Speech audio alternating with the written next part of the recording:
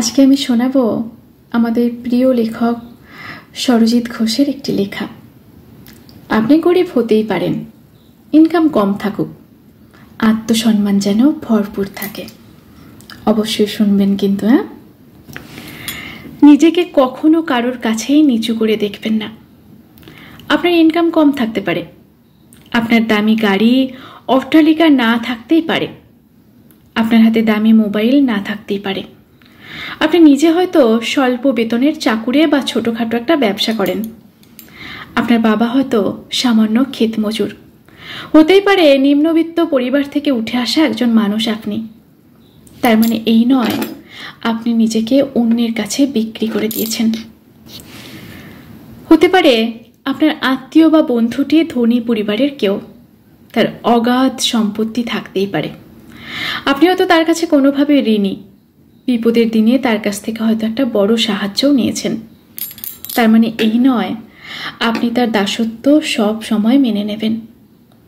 এমন নয় যে তার কাছে ঋণী বলে তার ব্যক্তিগত সমস্ত কাজ আপনি করে দিতে বাধ্য থাকবেন।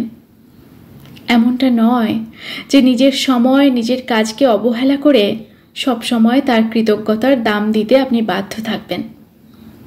কথাগুলো কেন বললাম জানেন? আমাদের চারপাশে এমন কিছু মানুষ আছে যারা অন্যের উপকার করে শুধুমাত্র অপর দিকের মানুষটাকে নিজের বশে রাখবে বলে।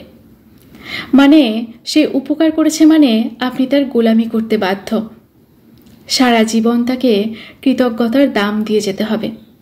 কিন্তু কেন? একটা কথা মাথায় রাখতে হবে, যার সাথে থাকছেন, যার সাথে বন্ধু বলে জেনেছেন, যাকে আপন বলে জীবনে গ্রহণ করেছেন, তার কাছে যেমন সহযোগিতার আশা করবেন, তেমনি তার কাছ থেকে কতটা সম্মান পাচ্ছেন সেটাও অবশ্যই দেখবেন। আপনার সময়, আপনার কাজ, পারিবারিক অবস্থা এগুলোকে যদি সে ছোট করে দেখে, তাহলে জানবেন আপনি তার কাছে নিরাপদ নন। আপনি তার কাছ থেকে উপকার নিয়েছেন মানে আপনি তার প্রতি কৃতজ্ঞ, কিন্তু তার গোলাম নন। কে আপনাকে দিয়ে কাজ করিয়ে নিচ্ছে বা কার কাজ আপনি ভালোবেসে করছেন, এই দুটোর মধ্যে তফাৎ আছে। নিজের আত্মসম্মানের সাথে কখনোই আপোষ করবেন না। গরিব হতেই পারেন, ইনকাম কম থাকুক, আত্মসম্মান যেন ভরপুর থাকে। ভীষণ ভীষণ সুন্দর একটি লেখা। লেখাটি লিখেছেন সরজিৎ ঘোষ। আমি পাঠে শ্রাবণী দাস। আপনাদের ভালো লাগলে অবশ্যই অনেক অনেক করে শেয়ার করে সকলের কাছে পৌঁছে দেবেন। ধন্যবাদ। শ্রাবণীর কথা ও কবিতায় যারা যারা আমার সঙ্গে আছেন থাকবেন, আমি মাঝে মাঝে আপনাদের কবিতা, গল্প, লেখা পাঠ করে শোনাব। ধন্যবাদ। নমস্কার। সকলে ভালো থাকবেন।